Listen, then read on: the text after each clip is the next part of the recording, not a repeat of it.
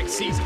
Oh, yes! Hook shot, unstoppable! Outplayed! Oh, God, that's disgusting! Oh, my goodness. There's some big names on this team here. Vander is untouched! He shoots up the arrow! Vander the 80 carry, God! That's Vander! And I'm looking at this roster to be a top 4. Will he get the quadra kill? Looks like Mini2Pac wants to bring it home. Nope! Ryan's gonna take it in the end. Nexus Towers! They're on the Nexus together, that is! The Unicorns! They've done the Grey Armament! And Splice take down the Nexus and they take the win!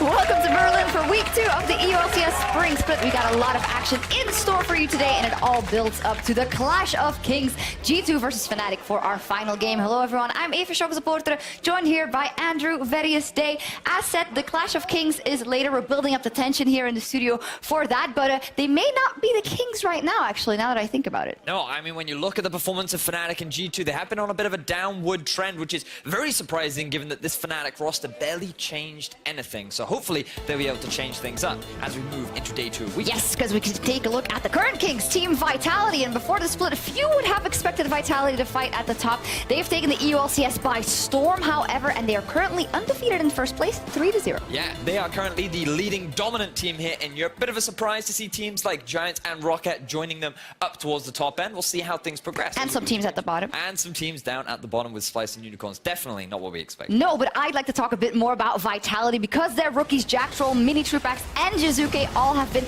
a very big part of the team's success, and they're making the magic happen. Oh, they certainly are. GIA, this man should not be allowed rise. His performance on it has been spectacular. Mechanically, he's demonstrated his stuff, and it really goes without saying, EU mids, man. When you compare that up alongside Mini2Pac and Jack Troll, the fact that Mini2Pac's yet to die this split, thanks to the consistent support he's had from Jack Troll, these rookies have really made a name for themselves already. Yes, I'm very excited to see them playing today as well. And going into the week, the main story was the rise of the underdogs. And this continued yesterday, as Giants and Rocket put on great performances against G2 Esports and Splice, securing their second wins. So is it about time that we stop calling them underdogs? Well, for me, I'm still going to wait a little bit longer before I'm fully sold on the hype train that is Giants and Rocket, but there are a lot of positive things to say about them because you look at this Giants team, you can see that they're working extremely well together for what was not really expected to be a close unit team, and for Rocket, their Baron play is absolutely spectacular. I've been nothing but impressed with how they've been able to play these mid to late. Well, I'm done calling them underdogs. I think we should count for the beginning of the split, and they look super strong.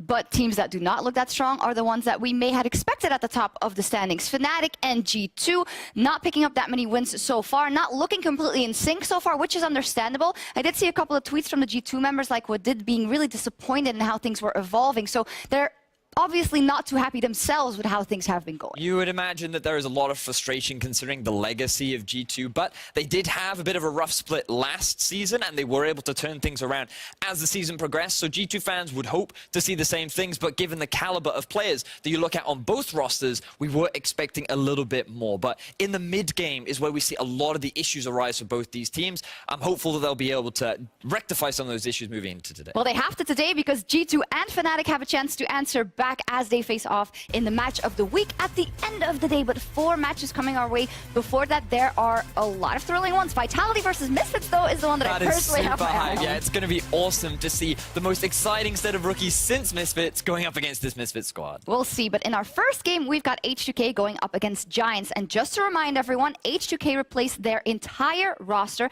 before the split with 2 rookies, Kadril and Sheriff, as their main carries. And Kadril, that man in the mid lane, is going up against against Betsy. And this morning in LOL Esports, an article went up, an interview with Betsy, where he rated all EU LCS mid laners, and he rated Kadril, this man, dead last. Way to put fire under this matchup, Betsy. Yeah, I mean, Betsy did not have the strongest performances last split, but coming into this season, he's been looking really good. Kadril, unfortunately, he had a few nerves. He didn't have quite the same sort of level of play that we kind of expected from some of the other rookies, and things like his Malzahar weren't good. Yesterday, he didn't have a great game. I hope he read the article. I hope he read it, because I'm looking forward to seeing if he can put a fire under his seat and really show that, you know what, I'm here to play, I'm here to strut my stuff, and I'm here to say that I am not the worst mid laner, and I'm going to prove it today. Well, we'll see. And as for the squad as a whole, we have seen last week they lost versus Vitality. They won. They bounced back and beat Fnatic. So they should have the resilience to bounce back from their performance yesterday today, because we've just seen it. That is what I'm hoping for from this H2K lineup. I want to see confidence. I want to see the same sort of proactivity that a lineup like Vitality was making, because I think this team can do it. We saw them do it against a team like Fnatic. So I'm looking forward to seeing them move back up and show a little bit more of what they've got. Well, let's take a look at their opponent, Giants, who have been one of the best performing teams so far. And one of the big reasons for that success is, well, their top laner, Ruin. This guy who was definitely underrated. We didn't know what to expect exactly, and I don't think anyone could have foreseen what he has shown on the Rift so far. He's the only remaining player on this Giants roster, and he was considered the weak link to the team. Not many eyes were on him, but coming into the LCS, he's mainly played tanks. He continued that kind of tradition with the Gnar, but oh my word, his performance was spectacular. Landing so many multi-man Gnar ultimates, the fact that he was roaming and always in the right position at just the right time. This guy is here to prove that he is one of the best top laners in Europe. Ruin making all the big plays, and hopefully he'll make some more today, as will the other players. And as we get ready for that first game, we also want to know what made you jump out of your seats in week 2. Hit us up at LOL Esports with your big plays using the hashtag EULCS, and we'll check them out in the EULCS post-game lobby after today's action.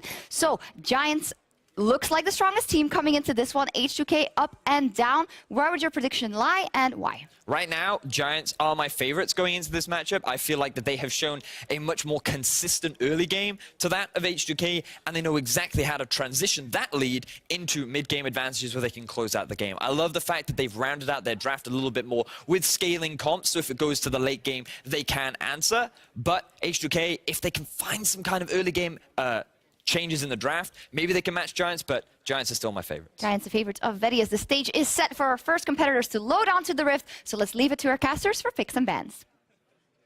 Thank you very much, Shox, and greetings all you esports fans out there in the world. I'm Devin Pyrotechnics Young. Alongside me, of course, is Martin DeFicio-Linga. I like our little chemistry, Martin. You know, I'm an American, you're a Dane. Together, we're like an LCS team. It's perfect. All right, that was really good. Yeah, Thank you. I get that once. I like it. And yeah, all right. You ready to rock and roll for today, though, Martin? Yeah. H2K, Giants. I think Giants generate a lot of hype for themselves right now. I mean, on paper, before the split, you look at this matchup and you're not getting too excited. But now, after we've seen 3 games from all the teams, you actually are pretty hyped, because both these teams have been doing fairly well. H2K against Fnatic, that was a pretty sick comeback. And Giants, one of the top teams in Europe at the moment. Yeah, they're really up there right now. And considering this was a team that a lot of people looked at, oh, you know, they lost this core that got them into the LCS that now became Vitality.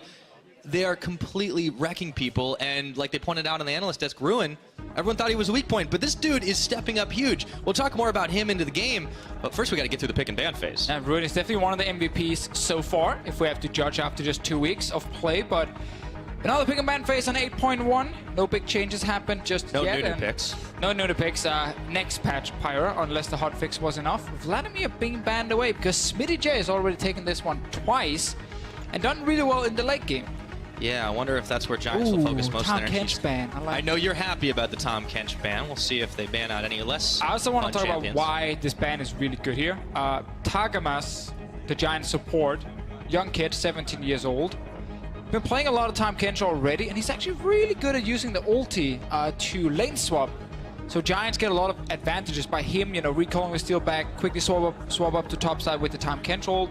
He's doing well in team fights on this champion, so I'm happy to see H2K target it and say, you know what, Tagamas, what else can you play?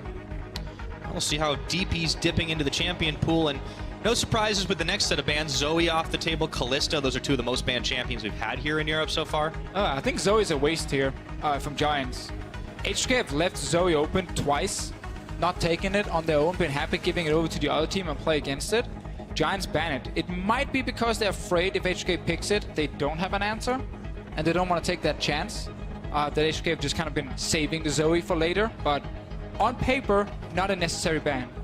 They really hate Smitty J. They really hate Smitty J. They do not want to let him play a lot of fun League of Legends. Now, Sejuani's also banned by H2K's side, so no first pickable there for the Giants. Now, what are they going to start off with? Of course. Yeah, yes. It's the classic. As you have to. Azir was left open by Giants last time. They took the Veigar for Betsy against it. Ryze is also there as a mid lane choice we have to look at. It is instead for Steelback. Focus on the hyper scaling.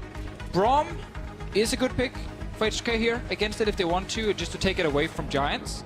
But late game, you sometimes want a bit more engaged against one of these hyper carries that has very low mobility, and then actually you want to look at maybe something else that had a bit more hard engaged tools, but I think Braum is just a safe choice. That's a good start there. Promise Q. We'll see what H2K follow up with. They want to round out their bottom lane. Well, Java and Santorin likes to play that. Yeah, that's still up and available. I mean, only one jungle banned away, really, with that Sejuani, so he's kind of got his pick. Yeah, Java could be the choice or preferred mid laner if they really want to pick the Ryze away, but Santorin has been pretty simple so far. It's good engage, too. I mean, it's just a solid pick against a hyper carry, so no big surprises. Kind of deal with this patch where we very often have random surprise picks. Well, this one wouldn't be maybe the most surprising for Joko in particular, but it would be a little bit off the beaten path if he ends up locking in the Olaf. I don't know if he's going to do that. Might be having some fun with it instead. And if Giants do not pick the mid laner here, H2K can grab theirs and ban away 2 counter picks. So that could actually put Betsy in a tough spot if they don't want to show either Ryze or Azir. I think he can just grab the Ryze. I like it with the Gnar top lane. Good combination to play around in the early game. Azir is also fine. I'm never going to hate on that. Either one's safe. You can get a little disengaged with the Emperor's Divide. And of course, they want to build as much protection as they can for that Kog'Maw. I hadn't talked as much about the Gnar, though. Ruin completely wrecked on that champion yesterday. We definitely will need to talk a lot about Ruin in-game and what exactly he's doing when he gets an advantage, because he's very good at applying pressure to multiple lanes, even as just a simple top laner. H2K, do they want to grab the mid lane choice? We've seen Kassadin be picked against Azir already over in the LCK. Camille, okay, I like it. Yeah. Well, another band's thrown Smitty J's way. Camille in. Okay, so there's some engage. We're gonna get some action right there. Camille against the Gnar in top lane. Smitty J feeling confident. He can punish Ruin when he's in his mini Gnar, when he's squishy. I like it. Also tells me Santorin is gonna play around that side. Action, Pyra. Top lane action especially. Well, could be a very explosive early game for both teams. Let's see, as we enter ban phase 2, what's going to get taken off the board? The Kha'Zix, or it's H2K already having their jungle locked in, might take away as much as possible. On their side. Once you see what Betsy can do with it, no one else can. I mean, surely they're gonna ban Ryze as well. Like, I know Veigar specifically picked against Azir, great use of his stun, but Ryze is still on the table and is still considered one of the best mid lane picks.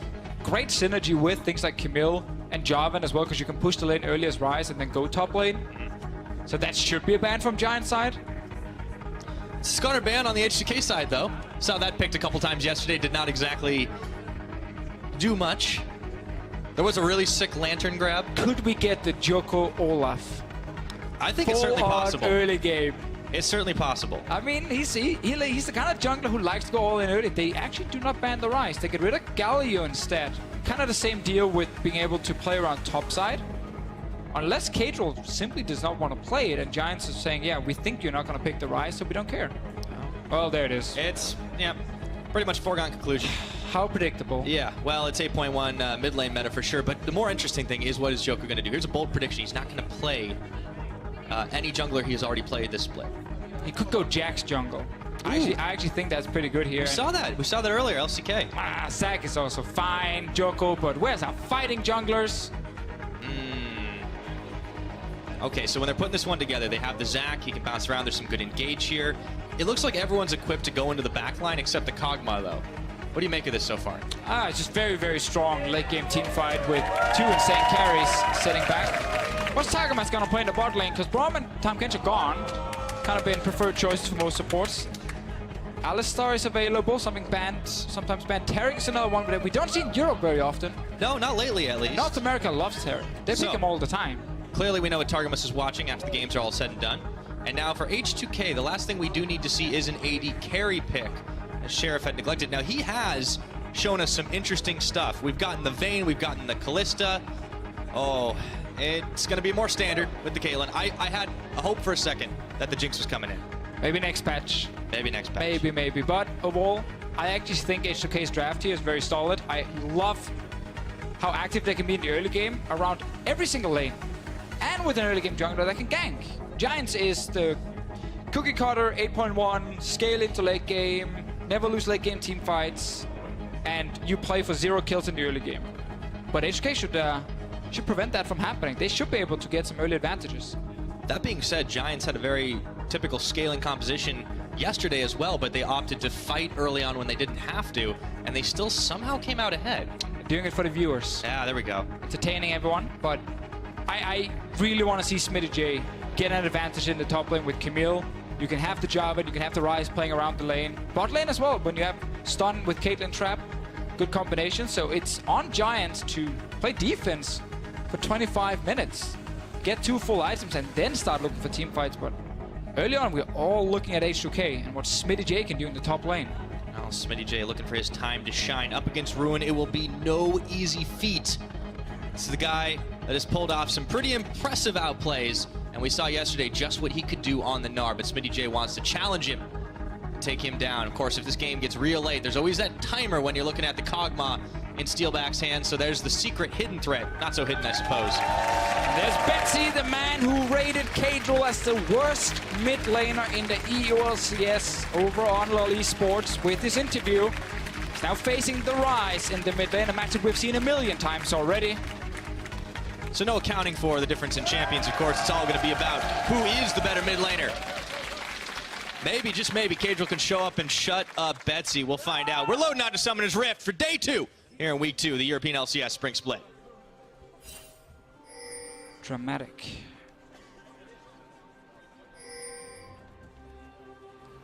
We got the bird's eye view. All right, Kadril is running Dematerializer. It's a little weird item you see next to the stopwatch. And it's something we see more and more from mid laners. It's very good to use it against cannon minions that take a long time for you to kill as a Ryze in the early game to make sure you can actually push against things like an Azir and then allow the Ryze to leave his lane and go top or bot lane with the ulti. So it is mainly here or simply here to just allow you to get a bit more push in the laning phase and mainly against the big cannon minions and not against the caster minions that are really easy to kill anyway. Yeah, inefficient use of the item. But no trickery to start this game off. A little bit of a move by Promisq to grab some vision. Spotted immediately by both the Giants duo lane. It looks like we're in for a relatively stock standard start. Blue and red buff on bottom side, taken by both junglers respectively. So Santorin, early game jungler Deficio. You talked about he's going to be able to do a lot in the early game, get in the lanes, get some action going. And you expected him to go up towards the top side. About what point in the game is this? Are we talking like 3-minute gank, like level 4? Yeah, 3. We can have level 3, level 4 gank on top side. It's also okay to wait until level 6 on Smitty J if you want to play a little bit safer and you don't feel like there's a good opportunity to gank. But what's so interesting was yesterday, H2K played this game here. Actually, let's talk about Giants first, because their game against G2 showed us that Giants, they don't have to win the early game to do well. They were up until this point, but against G2, fell behind, and look at that, the end of the game scaling. Exactly. Got them through. Same thing they're looking to do in this game here. Let's see if Santorin can do something early on. It's not spotted.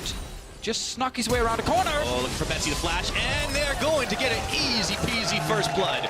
A nice little dragon strike, and it goes Santorin's way. And that's why we like this H2K draft, because they want to be proactive. They want to make something happen. If we look at H2K when they played yesterday, it was such a weird game against Misfits, where absolutely nothing happened for 30 minutes other than 3 pauses because Alphari's PC was being completely garbage. 1 kill only in the game, and then 30 minutes, HK went Baron, messed up the Baron fight, lost it, and lost the game. Yeah, I mean, it looks so different. Yeah, that's little oh boy. It was fairly even because of just 1 kill, and then at 30 minutes, after the pause, they said, let's go Baron. They all stood in the Baron pit, behind the Baron, and then everyone just died, and the game ended right after that. So I'm glad to see H2K say we don't want to play boring late game only. We need to play a bit more proactive. Santorin first gank is successful.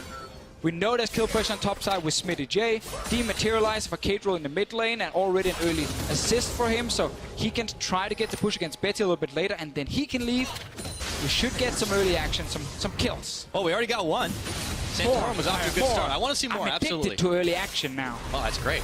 I've been watching a lot of LCK, and I've been falling asleep almost at least half the games. Yeah.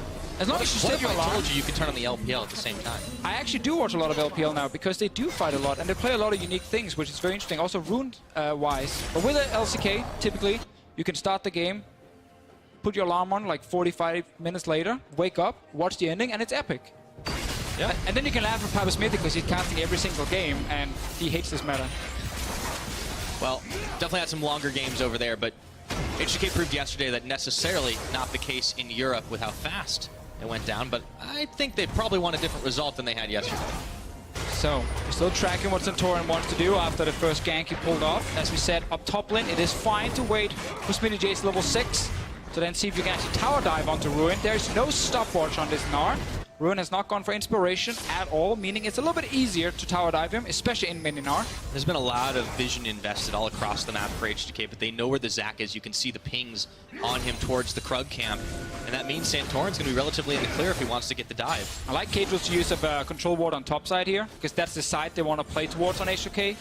Here in top lane and mid lane. So they're trying to just block off any vision from Giant side, allowing more roams or potential ganks to happen, also forcing Betsy to play more towards the bottom side in his lane, making it much harder to react in case there is a gank top lane. He can't just move up and counter gank as easily. So I like the setups, Santorin and Joko will find each other. France versus Denmark.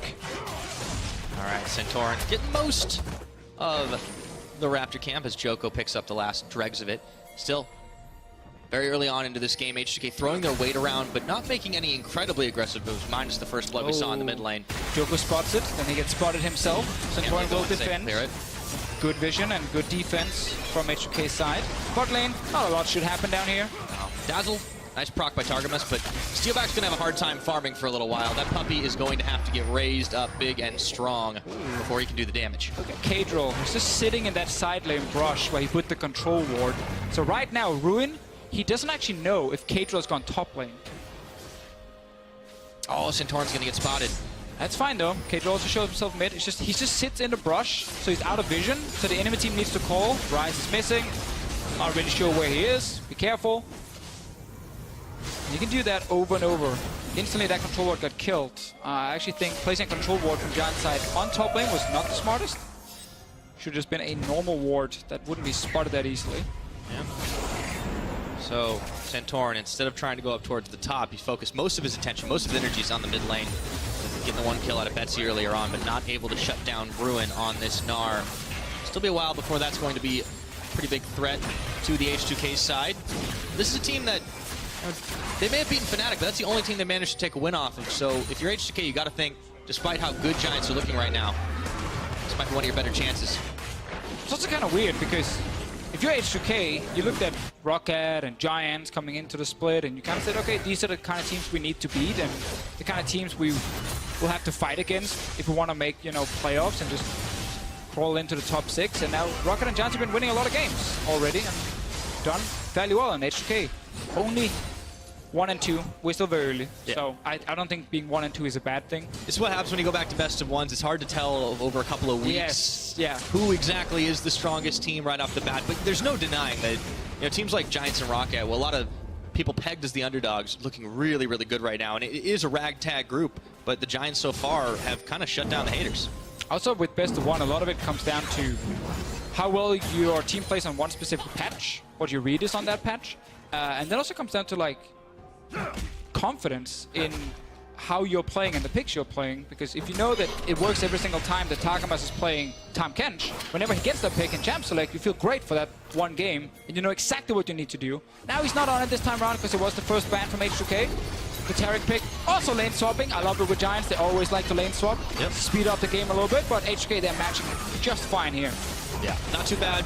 Either way, you mentioned Giants needed to play the defensive game, not giving an opening for them to get dove on punished, just opting for the trade of towers instead.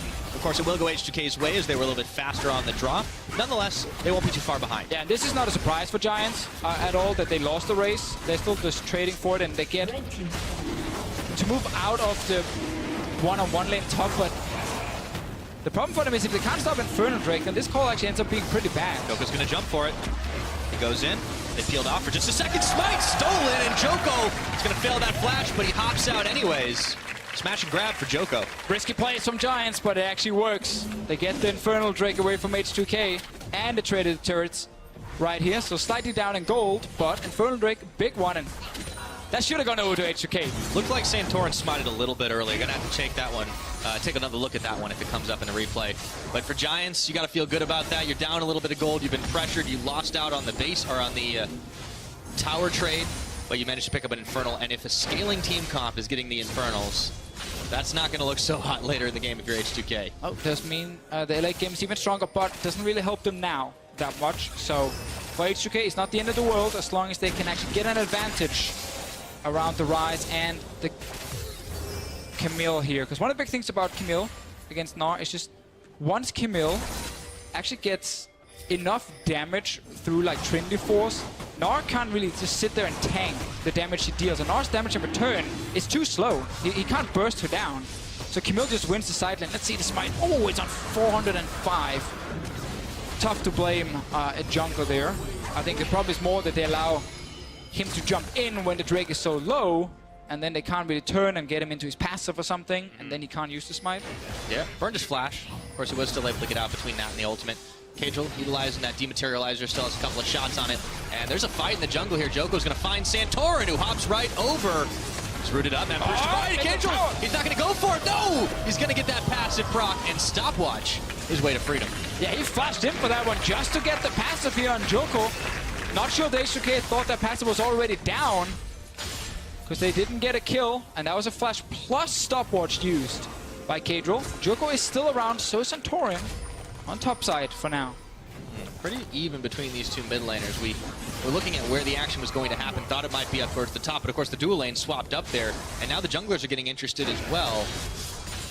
Steal back on this Kog'Maw, just going to be left to solo farm it out, but what are H2K planning in that River Brush? Recalling. That is a most devious plan. And now it is the Rift Hell Pyro being started, because Steelbike is stuck under his turret. Needs to catch up in farm. Very defensive build from his side already. That makes sense too. Playing the Kog'Maw. Yeah, you're on a scaling comp. It's the cornerstone of that. Just kind of sucks for you when the enemy shows up with the BF sword instead. And of course, Caitlyn in this case will just perma-push waves and trying to get down a turret. Good stop here from Giant's side. Do not allow the Rift Hell to just die. And I like the teams are being proactive. Still think that flash for Joko in the mid lane, really not worth it, unless Cater was 100% sure there was no passive. Yeah, it's a little odd. On one hand, it looks like both teams are kind of trying to, instead of fully committing, like feeling each other out a little bit, seeing if, oh, you know, maybe I can dive this guy into 1v2, maybe the jungler's there, I'm not so sure. And then you get stuff like that where you're flashing forward under tower. Ruin is going to town on this bot lane at the moment. He has such a huge CS advantage over this Camille right now. I'm getting kind of worried for H2K because we saw what he could do yesterday. Early Ninja Tappy is so effective. Smitty J doesn't have enough sustain at the moment to deal with the poke. And he's still waiting for enough items to go for the all-in. I love Camille's items right now because what you can do with Sheen and Sterix is so good. Such a good combination in terms of raw damage, where the Sheen gets buffed up by the extra base damage from Sterix. The shield helps you a lot, become a bit of a bruiser. So later on, Smitty J will be very strong, but for now, they haven't played around his lane at all. That's why Ruin is doing well. Santorin, looking for Joko, finds Ruin. Not the man you want to find. Definitely not. Even though he's got no Mega Gnar bar, doesn't want to make sure he gives any chance over for Giants to punish him for moving into the enemy jungle. Now it's 1,000, excuse me, yeah, about 1,000 gold lead in favor of H2K, and most of that is off the back of farm difference, the tower first blood advantage. That's about it. His top lane tower, though, will take some damage. I feel like every time Sheriff and Promiscue pushes it in. At least get a few minion hits on it. Yeah. Again, this is what we talk about with the very defensive build on one side against the BF sword. Now pickaxe, also Caitlyn on the other one. Yeah, I mean, Caitlyn always, that perennial lane bully, can pretty much shoot you down if you try to get stepped up too close and Shoot steal and back. shot you down. Yeah. Both work. Yeah. Well, Sheriff, he's the one doing the shooting. So that's how that works. For now. For the time being. We'll see what happens when Steelback gets big enough. And Steelback's Try gonna that puke saying on that him. 5 times fast. Well, that is just a little bit less tasteful, I suppose. But now Smitty J still not confident that he can get the all-in. There's no tower here to fall back to. Ruin's got no Narbar, but he's not going to go diving for it just yet. It does seem like H2K are a little hesitant to pull the trigger here, Deficio. I'm wondering if they're going to fall into the same trap they did yesterday. They still have plenty of time, in my opinion, to get stuff happening in this game here. Riftel is still an objective they can go for. They can play around the Sheriff lane, as we already talked about with how strong the Caitlyn is at the moment. Problem is, they're not really getting Kadro out of the mid lane at all. He's trying something now, but Ruin is smart. If you look at the minimap, Ruin is already backed away. The moment Kadro went missing, Ruin stepped back. Now he actually went back in, so Kadro might gank him. All right, here we go. There's the all-in, but he's bringing a few friends, or at least one. Kadro coming in for the assist. Ruin's going to get the hop-up. Flashes out. Oh H2K thought they had him. Yeah, I thought that was a free kill right there. Ruin was baiting me as well, because he actually backed away. I was like, Ruin is smart. Look at this. He's avoiding the gank. He went back in. Started hitting Smitty J in the face. Almost cost him his life, but just a flash. Yeah, I'm kind of surprised he got out of there. It looked like H2K thought they had all the damage tick they needed, and it just wasn't nearly enough. So we're getting closer and closer to 15 minutes into the game, and there isn't a significant gold lead, but Giants looking to change that. In goes Joko, forces the flash out of Kadril. He had that one right off cooldown. And that'll be the end of that for now. For all the vision invested by Giants and H2K, there hasn't been as much action.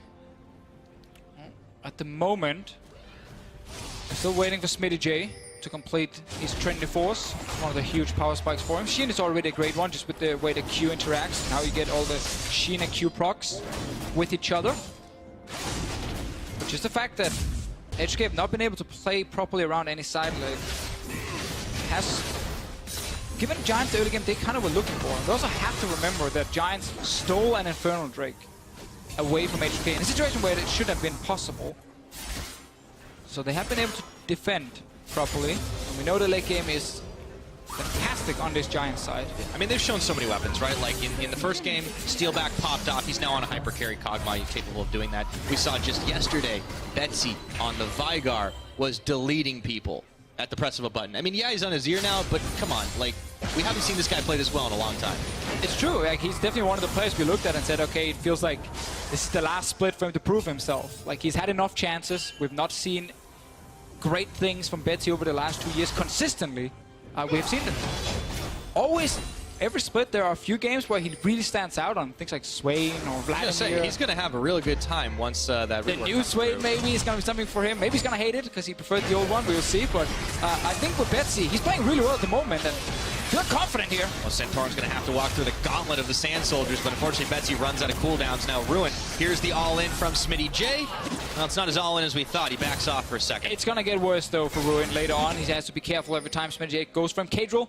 Looking for gank number 2 in the bottom lane, but at the moment, HK are not really denying any vision. They have no, like, real safe passage due to very few control wards on the map. There's one or two, sorry, on top side, and most of it otherwise is blue. So it's hard for Kadril to go unnoticed to the bottom lane, seeing as there's so many wards being placed to try and spot a rise room. He's actually spotted now, leaving the mid lane again. So Ruin knows exactly where Kadril is on the map. So this is the thing, H2K, they threw their weight around so much early on, and they had a lot of pressure. But all the vision, ever since, 10 minutes into this game or so, started to go the way of Giants. For a team that wants to be at least even into the late game, where they're going to have all the power. I mean, this is looking so good for this team right now, and H2K have to find a way to shut this down, but it doesn't seem like they're given an opening. And one good thing in the late game for H2K is Camille ulti to try and keep Steelback or Betsy in place, but that's where the Taric ulti comes in as a great counter. Very easy for Tagamas to kind of predict when Smitty J is going in and trying to reach the back line and then pop that Taric ult. Not sure why he's running Ignite, not really worth it. Could have gone Exhaust in this one, but just wants to get those kills to finish. He's young, he's bloodthirsty. I'll take it. He can keep these guys alive, he can get the kills, he protect, and he also attack. Yeah, of course, there it is. I get one. Proboscu's doing the same thing, by the way. Less young, just as bloodthirsty. Yeah, but they at least have some kill pressure because they're running a Caitlyn main, right? That's true. Once that attack speed comes in, you start stacking up the Winter's Bite. Also, it works against Zac, so there's some value for him. Speaking of the items as well, I mean, we got to start talking wait, about, this could be a fight, and Santorin's out. No hesitation there. in running away. Yep. And that's quick reaction time. It's actually amazing how much control Giants have on the map with this comp as well. Like, once again, the minimap is it's control wards from the blue team, not from the red team. HK not controlling any side of the map. And they are trying to find it out, but Joko, he's going to pull in Smitty J, who says, that's just fine, I'll take this fight, throws down the cage. Cadril is flashing forward. He's real bloodthirsty here. The passive is popped inside the Dragon pit. Dragon not been procced just yet, but Targamas and Ruin sniffing around the side. Not going to go for it, so Joko goes down. Yeah, just when we praise Giants and their control on the map, they decide to go for a blue buff steal, which actually gave H2K a chance to take a fight. Promiscuous moved all the way down from base as well to get a second kill, more or less for nothing. There's very little to gain there on Giant's side by going for that blue buff. That's so good setup with the control wards, and they were just kind of farming. Yeah, okay, Smitty runs in, runs out. Does seem like H2K are getting small windows to act on. Giants kind of sniffing out to see if they can go a little farther, a little deeper. But it is kind of a strange game that we've settled ourselves into here. Low kills despite several attempts. Half-hearted attempts, really, though. We've seen a few flashes being forced. Let's see the setup again. So they move in to contest the blue buff. Ruin is still in his lane, and Targamas is not here just yet. So it's a fairly easy collapse from H2K, and I think Giants expected H2K to have reset and gone back to base with at least multiple members, which is why they only moved in with 2 to actually take the blue buff. I feel like Joko expected his team to come fight with him. I will say, though, Joko likes to do these random invades. We saw them yesterday. We saw them last week. Well, last week, it shouldn't have worked, and then it did. And then it did. And now he's ganking mid. Okay, looking for Cadril, tries to find an escape path out. He has got no summoner spells, but he does have a rune prison to throw Joko into. And that means Giants can't get any farther. Knock-up missing there on a no-flash rise. Yeah. Could have been a kill for Giants, but there's no ulti from Joko either, so couldn't really knock him all the way back. Meanwhile, Sheriff is still trying to do some work top lane. He's been up here for like a good 10 minutes now. It's Eternal AD carry fight. I mean, despite the fact that Steelback's down about 20 CS, it's not really going to matter too much once he keeps on stacking those items that the Ginsu's Rage Blade, of course, completed long ago. And Ruin jumped on. We've seen this movie before. Cadril coming in for cleanup duty. He's picking up his first kill of the game. Good to see that Cadril keeps trying bottom lane. This is what we wanted from the champ select. Play around Camille. Let her just destroy this Gnar. Trinity Force is there. Huge spike for Smitty J. The damage will only get better from his side, and Ruin won't be able to stop him 1v1, and definitely won't be able to do anything because Cadril can always move down. Meanwhile, can Giants get control in mid? That is a no, because they've moved Sheriff and Promiscue here on the H2K side, so good map movement here from H2K. Yeah, nice and reactive. Of course, just building up this advantage slowly. You see some of the gold differences coming in here. It's not huge in that top side, really. The big difference is down in the bot. That's 800 difference. But of course, the Caitlyn, being the lane bully, the one that can pick up the farm a lot faster, always pushing the Kog'Maw back. Where's Joko going on this map here? Following along behind Betsy. Actually got a second turret as well, bot lane. That's that Camille split push. Huge gain, yeah. Oh, she's so good at killing turrets. I remember when she got released, and you looked at her, and whenever she was in the side lane, first of all, she was obviously completely broken, so you had to like ban her every game. But when she was there, she could kill everyone 1v1, and then she could go to a turret and just, with her Q, probably destroy the turret in like 3-4 seconds. Yeah. And you're just like, okay, nice. Still a solid duelist, too. Although it does look a little bit easier when every single time you throw the cage down, Cadril's TPing in. Yeah, that makes it a little bit harder for Ruin, but it's always Kind of fun. unfair, 1v2. We talked a little bit about this last year when Camille was released and she was a thing. Like, the design and the idea around Camille as a champion was that she was supposed to be a mix of a split pusher and a team fighter. So she was kind of a hybrid, where she would not beat the best split pushers in the game 1v1, like Fiora as an example in the late game, but she would be better in team fights than things like Fiora. But she wouldn't be as good in team fights as some of these, you know, Mega Gnar that can knock 5 members into a wall. So she's just kind of in the middle between team fight and split push, which is why she's so strong when she gets fed, because then she can actually do both things. But she's just obviously a little bit too hard to deal with there. Yeah. Well, it's kind of ironic because that's the definition of balance in a different way, I suppose. So don't feed the Camille, and then she can't do both things, and she'll have to settle with trying to kill one guy in a team fight, or just be pretty good in a split push. if she's fit, she just kind of takes over. I like how Ruin, though, respecting a little bit on the Camille, not going too deep and trying to take the one-on-one fight because he knows it wasn't going to be. Now Santorin and Smitty J starting off in Fog of War on this Mountain Drake. This time, no chance for Joko to get the steal off, so H2K will be able to secure it. This is going to help the split push as well. So slow and steady in this game. No other objectives on the map other than the top lane tier 1 tower they can look for with Camille, or the mid lane tier 1 on the side of H2K. Meanwhile, Giants are still just waiting. We did say give them 25 minutes and then they want to play League of Legends. Yeah, checking the watch. Almost Still at a few 25. minutes. Almost at 25. They got 2 items completed, at least on their side. And they haven't lost too much for that, all things considering. Early on in the game, they played defensively. They started testing the waters. Most of those deaths, just a little bit of disrespect to H2K's counterattack. I think Cadro tried like 5 times to go bot lane, and he had to succeed at least once. And he did it actually far enough into the game. They got 2 turrets for it, so that was really good. H2K, at this point here, are looking very scary. And I think even if Giants have been stalling, and that's great, Smitty J is going to be impossible to deal with in the side lane. Yeah, it's going to be hard for Ruin. I mean, of course, he's still got a couple of solid items. The Black Cleaver, the Frozen Mallet, the Gnar core is all done. But, yeah, he doesn't have to fight against the Camille. Not quite like that before anyways. Now, Cadril unopposed up on the top side. He might be able to do what the Caitlyn could not. Finish off this tower. But as I say, Steelback and Targamas, it's like an alarm bell ringing. They come to the rescue. Let's see bot lane. I think Joko is trying to gank Smitty J. Okay, here we go. Smitty, he's getting the hop. He does have flash. Is he going to use it? Unstoppable. The cage goes down once again. And he gets attack sweep on. Cadril coming in to try and help defend, but he gets pulled in. Smitty J flashes all over the board, and Ruin gets revenge. Smitty J there. Actually used a good ulti to buy time, but Mega Gnar from Ruin came in here. Cadril used both summoners. That one as well. Giants, 25 minutes. It worked. They just got a kill, the first one in the game. And they get to buy even more time because now Smitty J is dead for another 30 seconds. This is where we start to see the turnaround happen. I'm wondering if we don't see the same gold graph by the end of this game that we saw against G2 Esports yesterday. We might. Can we pull that one back up again? I want to see exactly how it worked and if we can track along. Sitting someone backstage now hating you because they already threw it in the trash can. Well, if we don't get it back, it's now. okay. Like, oh. But I mean, everything's there right now, right? Like it's low kills. Maybe we'll start to see a few more. Sheriff is taken really low on the health bar. Giants sieging 3-man. 25 minutes. Giants playing League of Legends right now. And they don't even have Steelback with them. Well, he's right there. He's behind him. Moral support. They didn't even have to auto attack. They probably sit on a ton of gold as well now. Like multiple members above 1,000.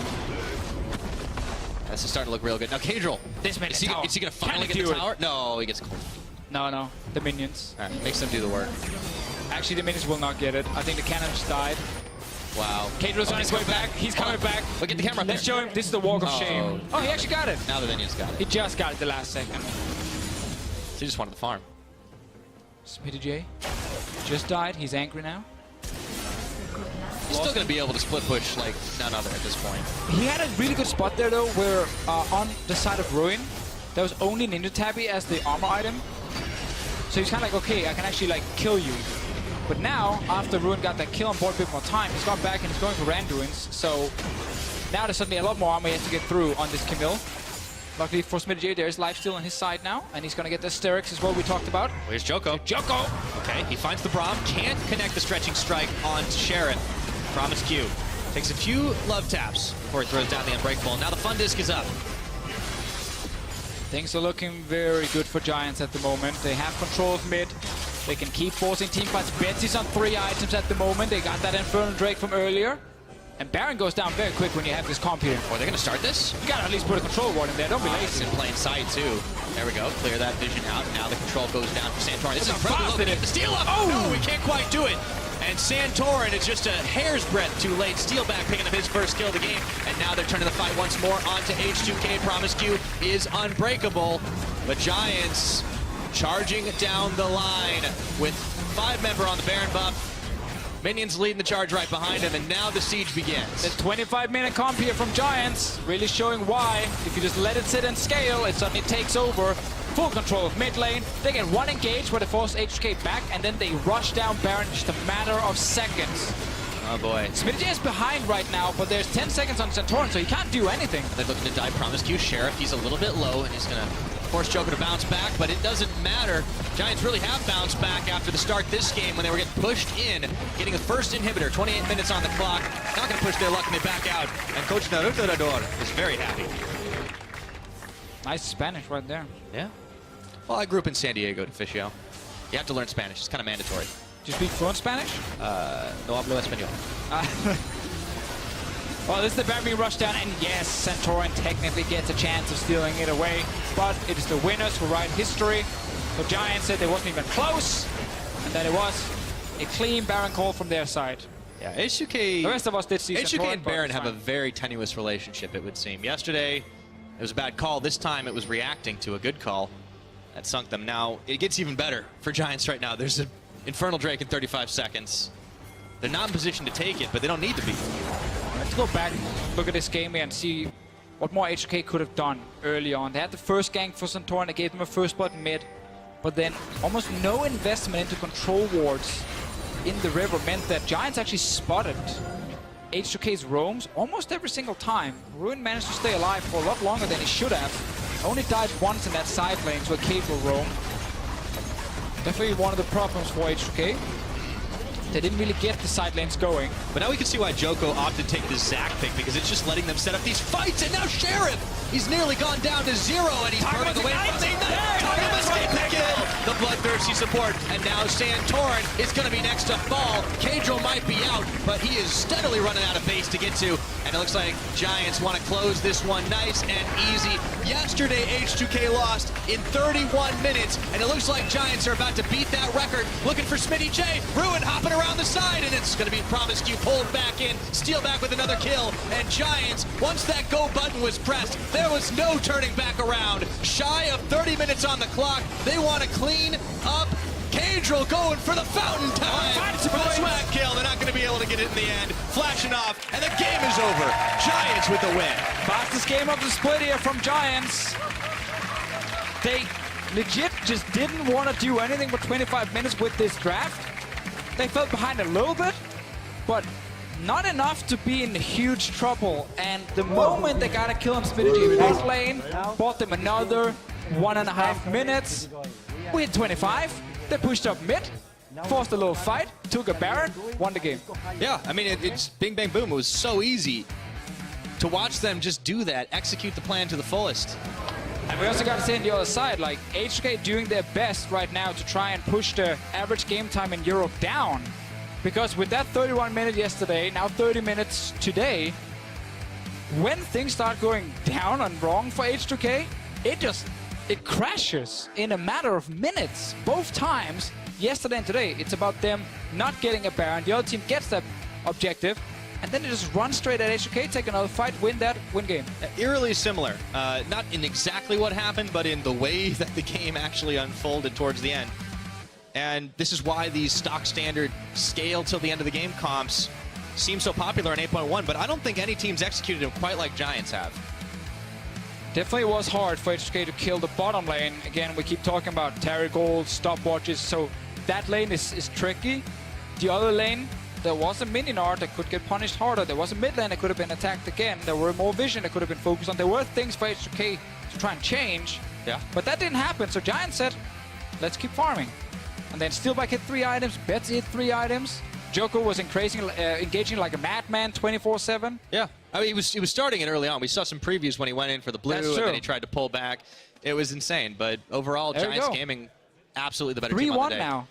Can't take anything away from these guys. They are hot. So now if you tune in after the break, you're going to find out what Betsy has to say after Giants win. Excuse me, it's not Betsy, it's Targamas. So we're going to have Unicorns of Love and Rocket stepping on stage after that. Be sure to stick around. We'll be right back. Kadril could show up and shut up Betsy. We'll find out. We're loading on to Summoner's Rift for day 2. It's not spotted, just